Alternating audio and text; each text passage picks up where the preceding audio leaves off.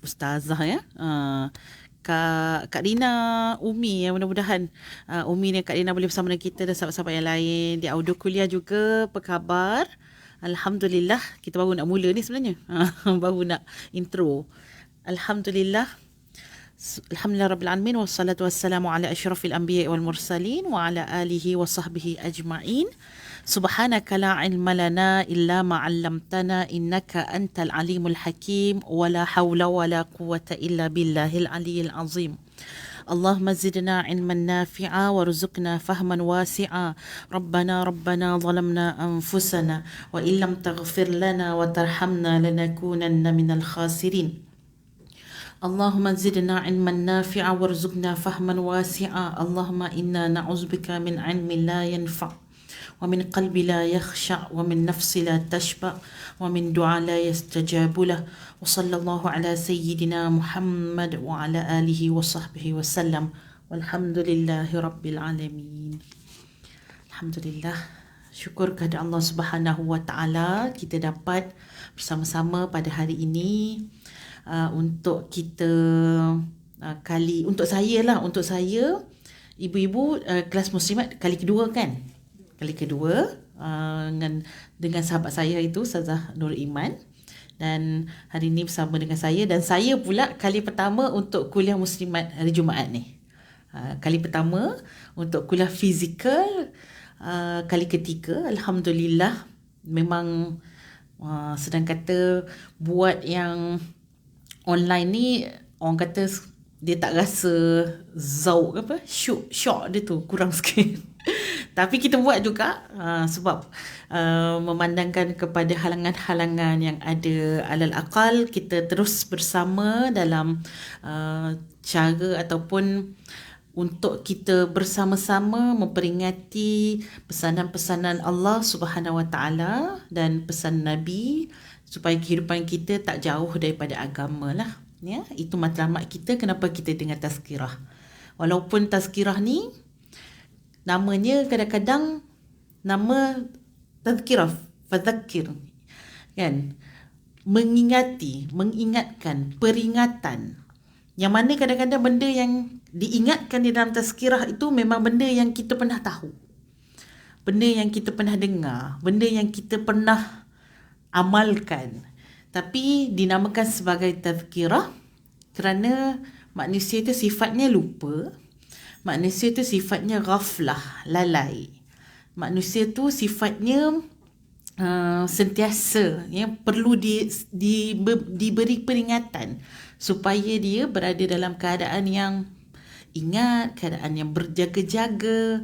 Dan itulah fungsi tazkirah, majlis ilmu yang kita sentiasa kalau boleh dalam kehidupan kita 40 hari tu jangan tinggal majlis ilmu, kan? Dalam majlis ilmu dia akan bawa balik hati kita. Kalau dah lalai, ingat balik dengan ayat Allah, ingat balik dengan pesanan Nabi. Tapi kalau lebih pada 40 hari, hati kita dah jadi kematu dah ibu-ibu, kan? Meletak tazkirah pun, kan, pantul balik, dia dah jadi keras dah. Dan lebih jauh daripada itu, hati kita jadi mati. Dia bukan keras lagi, mati habis dah. Seolah-olah macam insan tanpa hati. Sebab tu kita boleh tengok pada hari ni orang-orang yang dah tak ada hati perut. Orang Melayu kata lah, tak ada hati perut.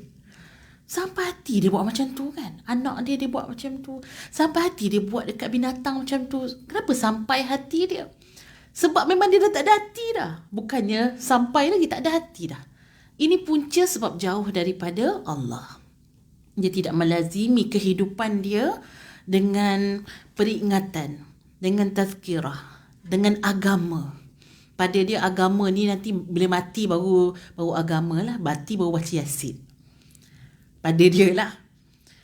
Kalau pada dia agama ni, nak kahwin baru cari agama. Ya, baru cari mana satu pejabat agama, kan? Ataupun ada masalah rumah tangga, baru cari, kan, saya ni dah lama dah bersabar dengan bini saya, orang mulalah, kan, cari ustaz-ustaz, kan. Bila dia ada masalah, baru dia rasa masa tu agama penting dalam kehidupan dia. Tapi hakikatnya agama bukan perlu sewaktu kita bermasalah, tetapi agama perlu dalam setiap langkah kehidupan kita, setiap nafas kita, setiap gerak tangan kita, kaki kita, semua perlu kepada didikan dan bimbingan agama. Dan bimbingan agama tadilah yang buat pemisah di antara selamat atau binasa, ibu-ibu. Dua je. Di kehidupan kat dunia ni dia tak ada yang tengah-tengah. Yang tengah-tengah ni dia akan muyul ataupun muncul, cenderung juga. Sama ada nak, muyul tu bahasa Arab lah ya. Bahasa apa pula Ustazah sebut ni? Saya orang Jawa lah, tapi muyul tu bahasa Arab. Muyul maksudnya cenderung. Yamilu ila syai'. Dia mendekati yang lagi satu. Sama ada kanan atau ke kiri. Kalau sama ada dia mendekati kebaikan ataupun keselamatan, alhamdulillah. Tapi yang takut dan kebiasaannya secara fitrahnya bila kita tidak dipandu oleh agama, dia akan ikut yang kiri lah. Dia akan mudah untuk tertarik yang kiri. Iaitu apa? Kebinasaan. Tapi kebinasaan tu dihias dengan sesuatu yang nampak indah lah. Kan? Relax lah dulu bro. Kan? Agama-agama nanti tunggu dah pencen lah agama. Kan? Sekarang ni muda lagi. So dihiasi dengan kalam-kalam yang tak berapa rasa bersalah sangatlah. Tapi sebenarnya hakikatnya di dalamnya adalah kebinasaan, bukan keseronokan. Di dalamnya adalah sesuatu yang akan menyebabkan dia susah sebenarnya. Walaupun di luar nampak mudah. Ini kehidupan kita bila tak dibimbing dengan agama. Sebab tu walaupun apa sekalipun dalam kehidupan kita, kita mesti ambil agama sebagai pegangan perjalanan kehidupan hidup kita. Dan alhamdulillah kita dalam Fiqh Wanita ini, itulah yang kita nak bincangkan, bagaimana agama meletakkan syariat melalui yang kita nama fiqh. Fiqh iaitu apa? Kefahaman untuk mengaplikasikan ataupun praktik. Nak buat macam mana ni dalam agama? Fiqh akan ajar kita. Contoh kita nak salat, kita nak takbir. Siapa yang ajar nak takbir macam mana? Macam mana nak faham takbiratul ihram tu macam mana? Nabi ajar. Nabi ajar dengan perbuatan. Sallu kama ra'aitumuni usalli. Kita tengok sahabat, tengok Nabi salat daripada awal takbiratul ihram sampailah salam. Oh, itulah fiqhnya. Itulah caranya. Itulah wasilahnya untuk seseorang tu mendirikan salat. Dan dalam kehidupan kita tak boleh lari. Sebab tu saya namakan ialah fiqh ni adalah kehidupan. Fiqh ni kehidupan kita. Kita nak mandi ke? Kita nak bercakap dengan anak pun ada fiqhnya, ada kefahamannya. Kita nak ibadah pun ada kefahamannya. Dalam kehidupan kita tidak boleh lari dengan fiqh, yang mana di sana ada hukumnya yang mesti kita buat, yang mesti kita tinggal, yang digalakkan untuk kita buat dan sebagainya. Jadi ibu-ibu, insya-Allah kita sambung buku kita. Ingat lagi tak tajuk buku ni apa? Lama sangat Ustazah kan, tinggal lama sangat. Jadi tak berapa nak ingat sangat lah. Tadi tajuk buku kita ialah Fiqh Wanita Muslimah. Fiqhul Mar'atul Muslimah dalam bahasa Arab lah. Bahasa Melayu Fiqh Wanita Muslimah, karangan Dr. Sya'rawi. Dr. Sya'rawi ni Syekh Sya'rawi. Syekh Sya'rawi ni ibu-ibu, sebelum kita nak masuk hari ni bab kehebatan perubatan dalam haid, ada orang tanyalah, Syekh Sya'rawi dah meninggal dah di Mesir. Orang tanya, kenapa Syekh Sya'rawi ni tak ambil kebiasaannya? Guru-guru kita ni, dia kalau hebat dia ada doktor, ibu-ibu. Maksudnya dia ada PhD, kadang-kadang lebih pada satu PhD. Tapi Syekh Sya'rawi ni tak ada PhD. Jadi orang tanyalah, kenapa Syekh Sya'rawi tak ambil PhD? Akhirnya nanti boleh nama Dr. Sya'rawi, macam Dr. Ramadan Al-Buti ada doktor dia ulama, dan ada Dr. Nabulsi di Syria pun ada doktor juga. Dr. Syekh Ali Jumah ada doktor, semua ada doktor. Tapi yang Sya'rawi ni kenapa tak ada doktor? Orang tanya kepada orang lain lah kan, kenapa? Maka dia pun menjawab, ulama waktu dia kata, tak ada orang yang boleh menjadi mumtahin. Mumtahin tu maksudnya pemeriksa, examiner. Maksudnya kan kalau dalam PhD tu dia ada orang yang pemeriksa tu kan. Kalau dia nak viva tu, jadi yang apa kata pelajar ni PhD kata master dia akan membentang, jadi ada orang yang akan tengok, akan tanya soalan, dia bagi markah. Examiner lah kot. Supervisor dia masa buat kan, ni waktu bagi markah. Betul tak ya? Okey. Jadi dia kata tak ada orang yang lebih pada ilmu Syekh Syarawi ni untuk memberikan dia pula nak memberikan markah kepada Syekh Syarawi ni, tak ada orang yang lebih hebat lah. Wah. Nak katanya dia punya keilmuan dia luar biasa, ibu-ibu. Dia pakar dalam bidang Al-Quran. Tafsir Al-Quran ni subhanallah, tafsiran Al-Quran yang dibawa oleh Syekh Syarawi, sehingga ada juga terjemahan bahasa Melayu yang buat terjemahan ataupun tafsir Al-Quran Asy-Sya'rawi. Koleksi dia lah kan. Jadi apa pemikiran Syekh Sya'rawi ni memang minal waliullah lah, daripada salah seorang daripada wali Allah, yang Allah bagi kepada dia takwilan Quran tu memang luar biasa. Biasa kita baca tafsir-tafsir yang ma'thur, tafsir Ibn Kathir, tafsir Tabari, dia ada satu pattern kan. Tapi tafsir Syekh Sya'rawi lain macam sikit. Dia seolah-olah Allah bagi tu kepada dia dengan kefahaman tersebut pada ayat tersebut, sehingga orang rasa macam kalau dalam kuliah dia, orang akan bila dengar tu orang kata Allah, ramai-ramai ni ibu-ibu. Sebab macam rasa macam mana boleh, tak terfikir pun ayat itu bermaksud begitu. Begitu. Ya.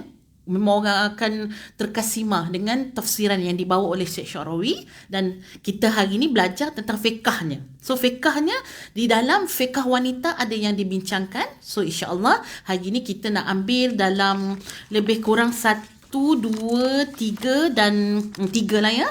3 bab. Masih lagi berkaitan dengan bab haid sebenarnya. Bab haid ni masih lagi tak habis, kerana bab haid ni bab yang besar di dalam fiqah, dan terutamanya fiqah wanita lah ya. Dia perincikan satu persatu, dan tapi kita tak lari lah, minta maaf, boleh tukar dekat nota tu, surah Al-Baqarah ayat 222, ayat 222, bukan 223. Okey, kehebatan perubatan, i'jazut tibbi, dalam bahasa Arab i'jaz, dalam bahasa Melayu saya pun tak tahu nak kata apa i'jaz tu. I'jaz ni macam suatu pembuktian begitulah ya, pembuktian perubatan tentang haid. Sebab bukan sahaja orang yang belajar agama saja dia buat interpretation ataupun tafsiran tentang haid ni. Orang belajar perubatan, dia kan belajar biologi, memang dia buatlah dia punya apa kita kata dari sudut di mana keadaannya, hormon, nama hormon apa dan sebagainya, kan mereka mengkaji bab tubuh badan manusia ni. Jadi bila kita melihat kepada apa yang dibincangkan oleh orang-orang perubatan ini berbanding dengan ulama, kadang-kadang ada perbezaan sikit kan. Perbezaan yang ini sudut pandang mereka. Yang ni sudut pandang orang kita kata ulama. Dan Syekh membawa kepada kita bahawa ayat Al-Quran tadi tu sudah cukup menerangkan tentang haid tersebut. Ayat 222 surah Al-Baqarah tu, dia dah fokus dah terang dah apakah hakikat haid. Apakah hakikat yang kita sebut darah kotor tadi tu, apa dia? Maka diberikan kepada kita satu persatu. Jadi ibu-ibu boleh tengok nanti ayat ini diterangkan satu persatu pada setiap potongan. Ayatnya berbunyi, A'udzubillahi minasyaitanirrajim. Wa yas'alunaka 'anil mahid. قل هو أذى فاعتزلوا النساء في المحيض ولا تقربوهن حتى يطهرن فإذا تطهرن فأتوهن من حيث أمركم الله إن الله يحب التوابين ويحب المتطهرين. Sadaqallahul Azim. Kita akan tengok satu persatu potongan-potongan tu pada setiap ayat ini, yang mana Syekh kata bila kita tengok pada setiap ayat ini sudah membawa hukum. Bagi siapa? Bagi orang yang wa'i, bagi orang yang sensitif, bagi orang yang dia ada hati yang kita kata bila sebut ayat Al-Quran, dia akan nak tahu apa yang Allah suruh kita buat dengan ayat tu. Sebab Al-Quran ni ibu-ibu, Al-Quran ni sahabat-sahabat di audio kuliah dan juga di page saya, Al-Quran ni dia adalah bicara Allah, betul tak? Dia bukannya suatu cerita. Dia memang ada cerita di dalam dia, tetapi dia adalah bicara Allah melalui cerita tersebut. Bicara Allah melalui hukum tersebut. Dekat dalam Al-Quran ada macam-macam ayat. Ada ayat berkaitan dengan kisah. Kisasul Quran. Kisah Quran. Kisah Quran pun ada dia apa kita kata jenis-jenis dia. Kisah Quran yang berkaitan dengan kisah kisah apa? Nabi lah. Kisah Nabi lah paling banyak dah. Buat sikit-sikit kita baca ada nama Nabi Musa, betul tak? Baca sikit ada nama Bani Israel. Baca sikit ada nama Nabi Adam, ya Adam. Dalam kisah Quran ada kisah Nabi. Dalam kisah Quran ada kisah orang saleh. Macam Luqmanul Hakim, kisah orang saleh. Dalam Al-Quran, hari Jumaat kita baca surah Al-Kahfi, ada kisah Ashabul Kahfi. Dia bukan Nabi tapi dia kisah orang saleh. Dalam Al-Quran ada juga kisah orang taleh. Saleh dia lawan dia taleh. Bukan toleh tu ya.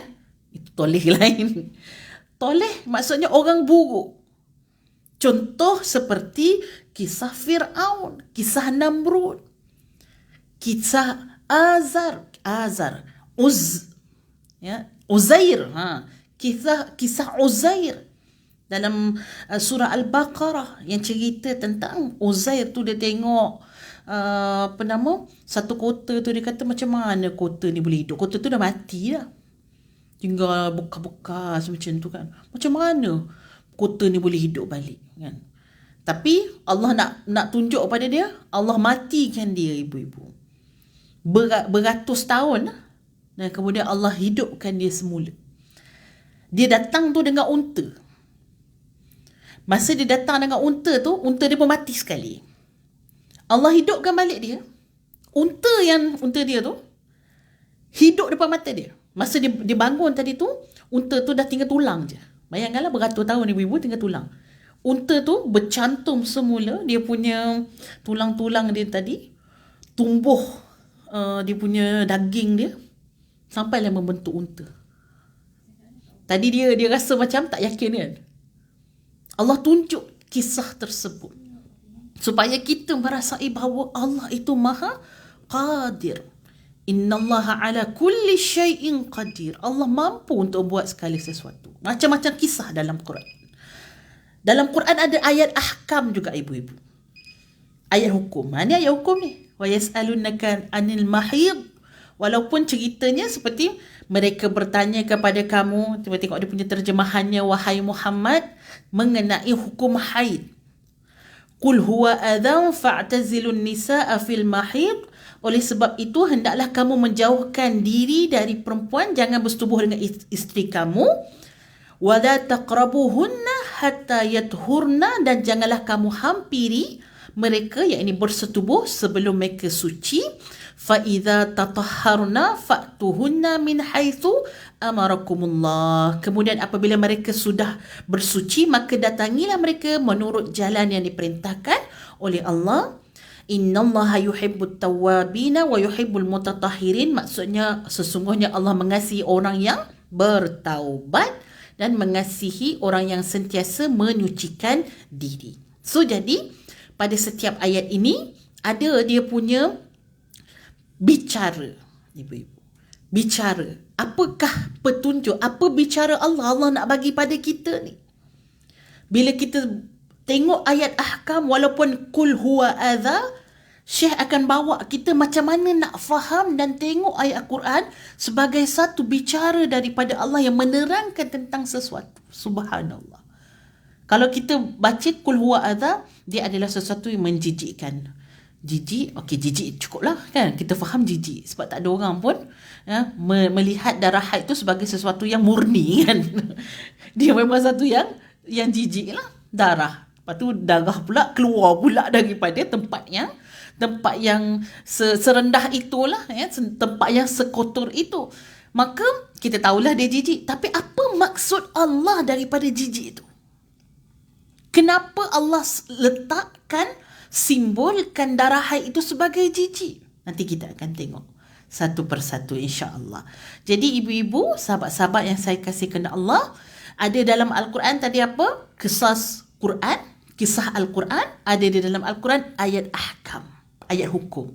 Ada dalam Al-Quran ibu-ibu yang Allah bagi sebagai mithalan. Yadribullahu mathala. Allah memberikan contoh-contoh.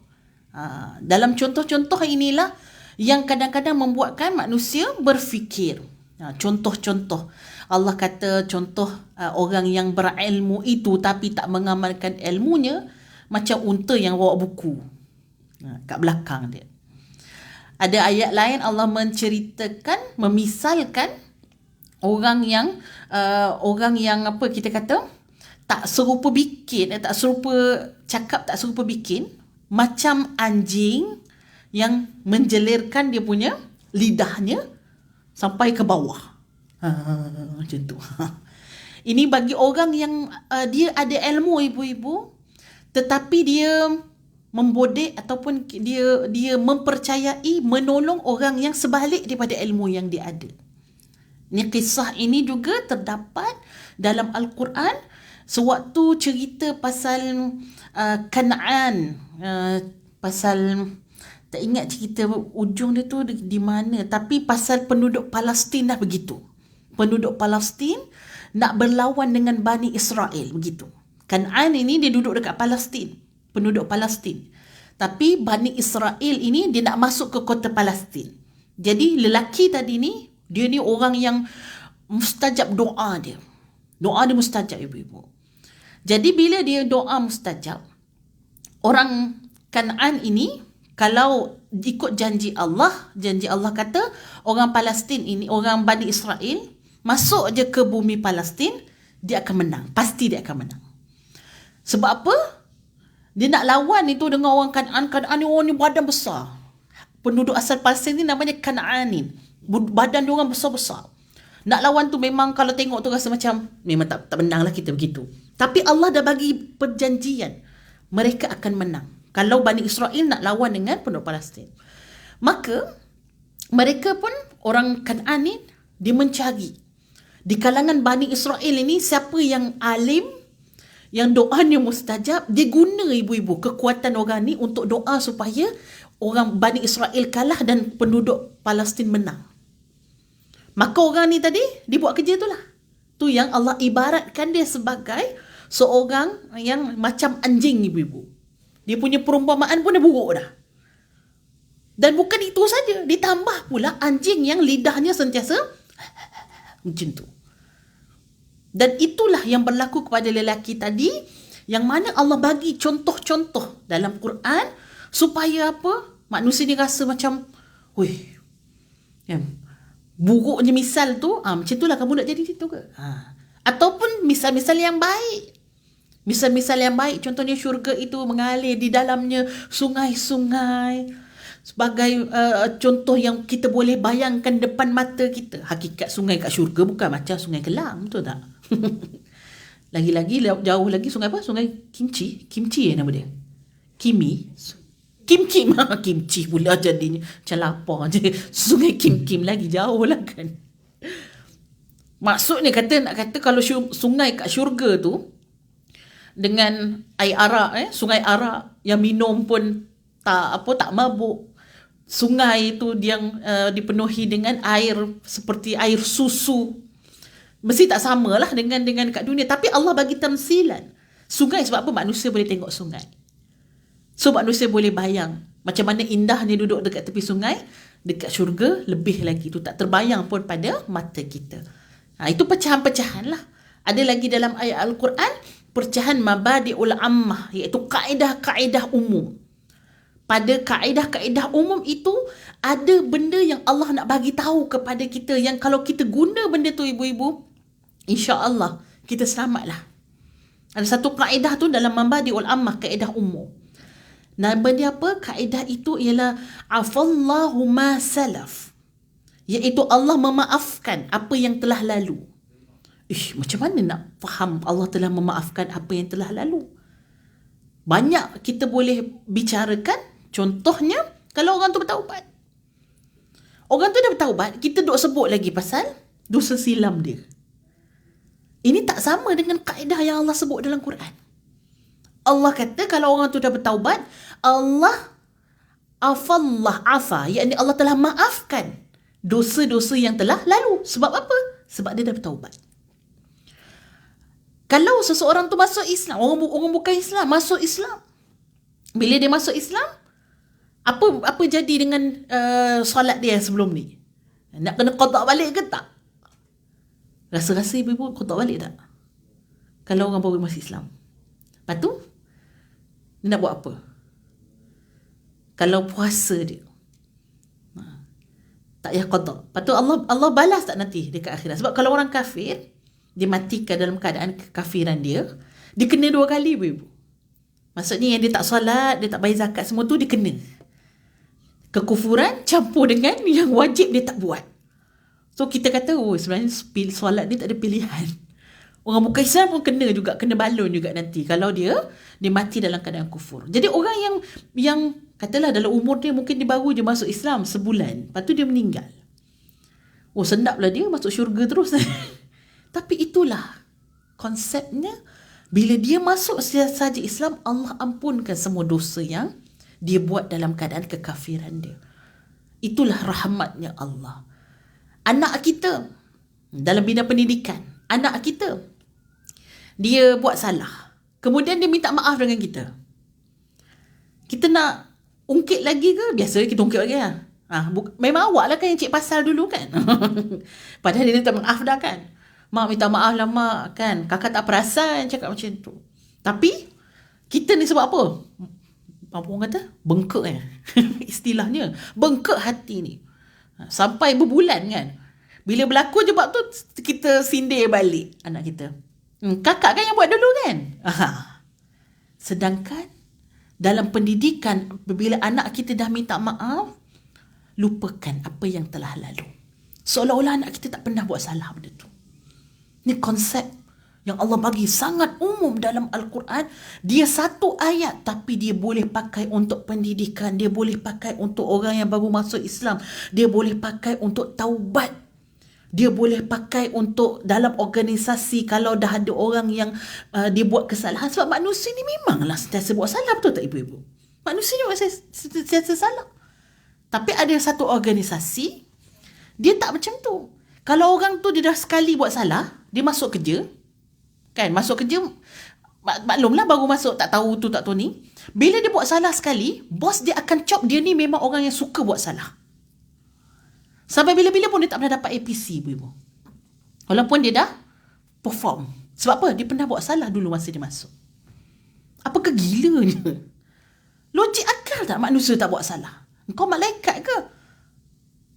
Maka konsep ini tidak dipakai di dalam kehidupan. Maka manusia akan jadi berat sebelah. Manusia akan jadi tidak memberikan keadilan kepada orang yang telah bertaubat. Allah pun boleh ampunkan orang yang bertaubat. Dosa dengan Allah ni besar ni, dosa dengan Allah. Allah bagi kita nikmat, patut kita buat dosa dengan Allah. Tapi Allah bagi keampunan. Sebab apa? Rahmat Allah pada kita. Tapi kita sebagai ketua, kita tak praktik pun dengan afallahu amma salaf. Apa yang setelah lalu, ampunkanlah, berilah kemaafan.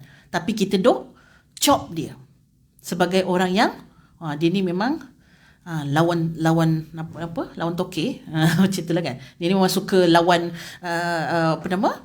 peraturan dan sebagainya disebabkan sekali buat salah. Jadi itulah yang kita sebut ya, dalam ayat Quran ni dia ada macam-macam, tapi Bentuknya 222 ini ialah tentang hukum sebenarnya yang nak dibagi tahu kepada kita. Baik, kita ambil potongan yang pertama. Darah haid itu satu benda yang menjijikkan dan mendatangkan mudarat. Qul huwa adha. Ayat yang berkaitan dengan qul huwa adha yang first kali tu. Kalau kita baca wa yas'alunaka 'anil mahid, itu pembukaannya, mereka bertanya kepada kamu, kamu, iaitu Nabi Muhammad, tentang apa? Tentang darah al-mahid. Ketika kita membaca potongan ini, telah terbina di atasnya hukum buat sesiapa yang beriman dengan hukum-hukum. Ini maksudnya kalau orang tu dia cakna pada hukum, dia tengok ayat ni, dia nampak dah apa Allah nak cakap pasal haid ni. Tidak perlu dibincangkan permasalahannya, walaupun pihak kedokteran ataupun perubatan telah membuat tafsiran dan takwilan dan sebab-sebab. Ni kata Syekh Sya'rawi. Kalau tengok kepada pentafsiran ataupun kita kata bagaimana mereka kata datangnya haid ini, macam-macam lah kan. Telur keluar kan, lepas tu hormon lah, macam-macam lah hormon progesterone, estrogen dan sebagainya. Jadi dalam Al-Quran, bila sebut ayat tersebut, dia sudah sangat jelas kepada kita apa yang dimaksudkan.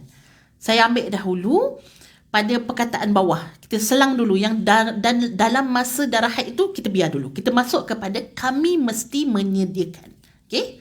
Kami tu kita lah patutnya. Okey? Kita mesti menyediakan akal kita kerana kita menemui hukum pada perkataan adha. Adha ni apa ibu-ibu? Dalam bahasa pendeknya. Adha ini adalah apa kak? Ini kan. Adha itu ialah kotoran. Jijik. Sesuatu yang jijik ataupun sesuatu yang kotor. Adha. Okay. So kita kena faham tu dulu. Dalam perkataan kotor tadi, ibu-ibu, sahabat-sahabat di audio kuliah dan juga di page saya, terima kasih kepada yang menonton. Boleh tekan butang share. Boleh tag kawan-kawan. InsyaAllah kita nak bincang hari ini berkaitan dengan macam mana masdar ataupun sumber yang mengatakan haid itu, apakah hukumnya. Kita tengok daripada perkataan qul huwa adha, alif, dhal, ya. Ya maksurah tu. Qul huwa adha, apabila sebut dia adalah satu kotoran, maka iaitu ada bahaya yang akan datang bersama dengan hukum ini. Maksudnya, kalau benda itu, contohnya lah kita tengok dalam ayat Arab. Dalam ayat Arab, innamal khamru wal maisir, sampai ujung wal azlab wal ansab, ayatnya apa? Allah sebut rijsum min amali syaitan. Ingat kan? Ayat berkaitan dengan hukum Arab, menilik nasib, berjudi, apa lagi? Berdiri maisir, semua sekali lah tu. Yang itu hukumnya apa? Yang kita tahu hukumnya apa ibu-ibu? Harus ke haram? Ni H juga ni. Harus ke haram? Tak berani pula nak jawab. Arak. Haram lah. Dia bila sebab dia dah campur dengan benda nasi tu jadi macam, ni nasi haram ke? Dia jadi sama ibu-ibu. Okey ke? Ke saya punya takut ada orang solat ke? Takut mengganggu ke? Boleh Ke nak matikan ni? Dah berdoa baik. Okey, Alhamdulillah. Alhamdulillah pula ya. Tak maaf lah ya. Baik. So, arak, berjudi, menilik nasib, dia adalah haram. Tapi sebelum Allah nak cakap fajtanibu tu, Allah sebut dia sebagai rijsum min amali syaitan.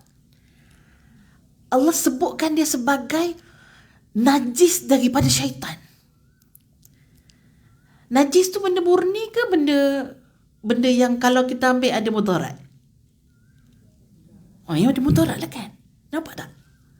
Jadi sama macam ni. Sebelum nak kata daripada perbuatan tu dia dia boleh buat ke, kita boleh buat ke, ataupun kita tak boleh buat. Allah bentukkan dia, simbolkan dia sebagai sesuatu yang jijik, sebagai sesuatu yang najis. Maka najis, manusia secara fitrahnya kalau najis, bagilah najis tu kat saya. Tak adalah macam tu secara fitrahnya kan. Tapi sebabkan arak itu tak adalah bentuk najis, bentuknya tu air, tetapi yang memabukkan. Tapi fitrah manusia, dia bila faham najis tu, awak boleh tolong bersihkan tak? Boleh jauh sikit pada saya, najis ni. Maksudnya tak nak dekat lah dengan najis. Begitu cara pemahaman kita melihat ayat Quran, ibu-ibu. Subhanallah. Bila kita melihat ayat Al-Quran dengan pandangan orang yang melihat bicara Allah kepada hamba-Nya. Allah nak bagi tahu pasal haid ni pasal apa ni? Sebab apa? Dia adalah perkara yang jijik, adha. Dan di situ ada membawa kepada hukum. Kalau kita ambil, kita mesti kena bahaya dia. Kalau kita ambil, kita buat benda yang berkaitan dengan benda jijik tadi, ada benda yang akan jadi kepada kita, yang akan merosakkan kita. Maka kita tengok lagi, telah datang hukum bersama dengan bahaya dan halangannya tadi. So datang hukum dengan suatu kita kata penyerupaan, ataupun Allah sebutkan, bila sebut haid tadi, mungkin orang nak macam-macam lagi boleh tanya, tapi Allah simbolkan dahulu huwa. Huwa itu ialah lah, dalam bahasa Melayu huwa itu ialah. Katakanlah, katakanlah kan, kul huwallahu ahad, katakanlah huwa, iaitu kembali kepada dia, iaitu apa? Haid tadi ialah kotoran. Maka kotoran kalau kamu tak hindari, maka kamu akan rosak. Kalau kamu buat main-main dengan yang namanya haid pada wanita ini, kamu akan binasa, kamu akan rosak. Baik, kita tengok. Ini adalah hak Allah sebagai pencipta dalam proses haid pada seorang wanita. Dan dalam diri wanita ini memang sesuatu yang lazim Allah jadikan kepada wanita. Dia ada rahim, dan dia ada ovari, dia ada hormon yang akhirnya nanti boleh mengeluarkan darah haid. Suatu proses kimia yang wajib ada dalam diri seorang perempuan untuk kehidupannya dan juga proses pembiakan manusia. Ada orang kata orang perempuan ni tak payah, apa tu nama dia, yang toreh itu patut keluar darah tu. Apa tu nama dia? Bekam. Ada orang katalah kan, tapi ada juga orang yang buat bekam walaupun dia haid kan. Maksudnya dalam umur muda ni dia bekam juga ada. Cuma ada orang kata kalau perempuan sebenarnya dia tak payah ada bekam, sebab darah kotor dia dah keluar melalui haid. Tapi kalau orang lelaki, dia memang kat mana kan darah tu nak keluar kan. So jadi disunahkan untuk berbekam. Tapi kalau orang perempuan tu dah menopause kan, digalakkan juga untuk dia dibuat bekam. Saya tak pernah buat lagi lah. Sebab bekam ni, dia kalau orang dah biasa, dia akan macam mana, lepas 3 bulan tu dia kena buat lagi. Sebab dia kan, dia benda tu ialah proses dalam badan kita, toksin kan, angin. So jadi kalau dah lama-lama nanti kena buat. Makanan kita semua kan macam-macam kan, so dia dalam darah. So jadi hebat tak hebat Allah bagi orang perempuan tu pembersihan tu secara semula jadilah. Allah kumpulkan yang tidak bagus pada diri kita. Jadi bila kita tak haid, benda tu mungkin boleh jadi apa nama dia, sis ya, ataupun orang yang haid dia tak teratur.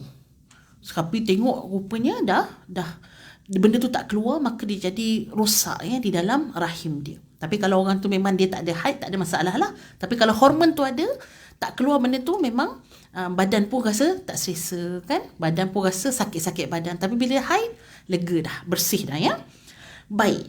Dan juga untuk pembiakan manusia. Macam mana orang perempuan nak melahirkan anak kalau tidak ada proses tersebut ya? Tidak ada proses ya, yang akhirnya nanti boleh berlaku di situlah kilang kilang lah. Macam tak sedap pula kata kilang Tapi ramai kan orang kata kan, saya dah tutup kilang dah.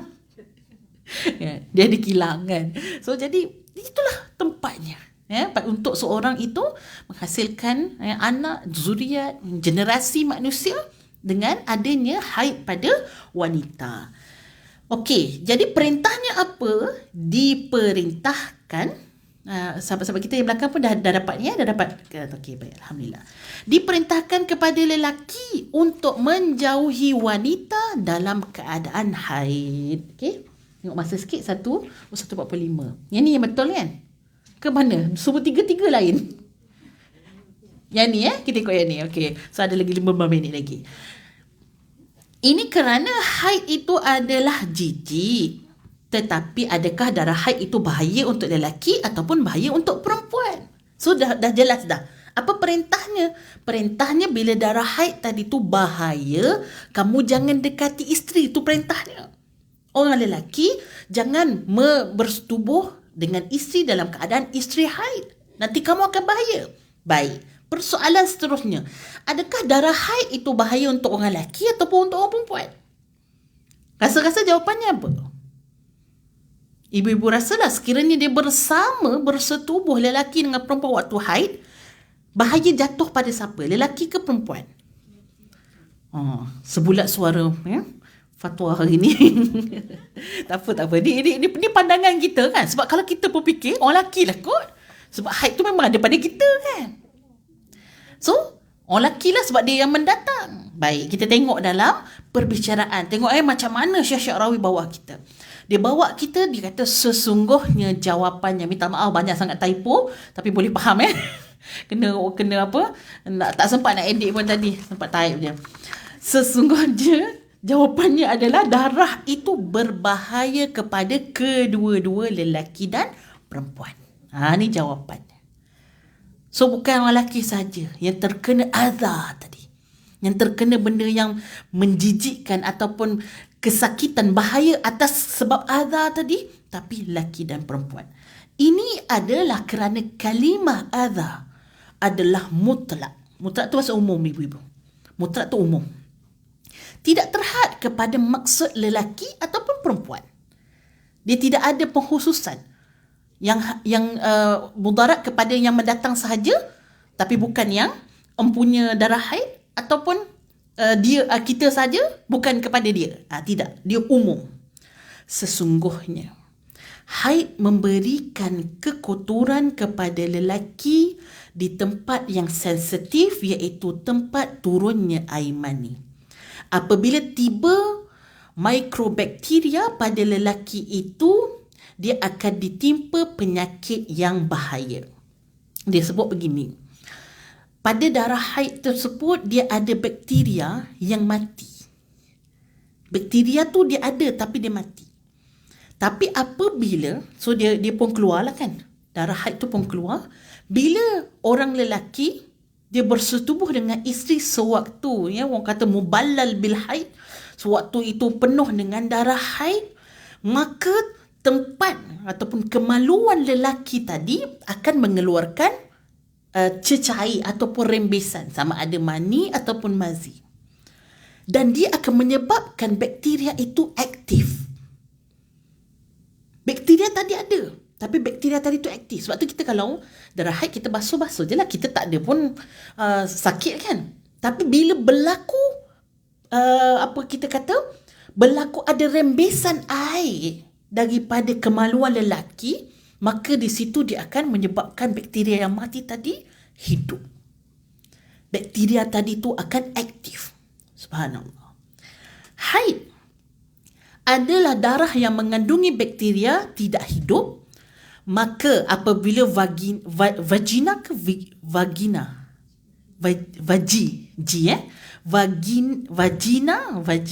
dan rahim dalam keadaan yang tidak selamat. So jadi pada waktu itu, waktu perempuan haid, dia ada tempat yang berada dalam keadaan yang sangat kritikal, iaitu vagina tu sendiri dan juga rahim dia. Sebab darah tu turun daripada rahim.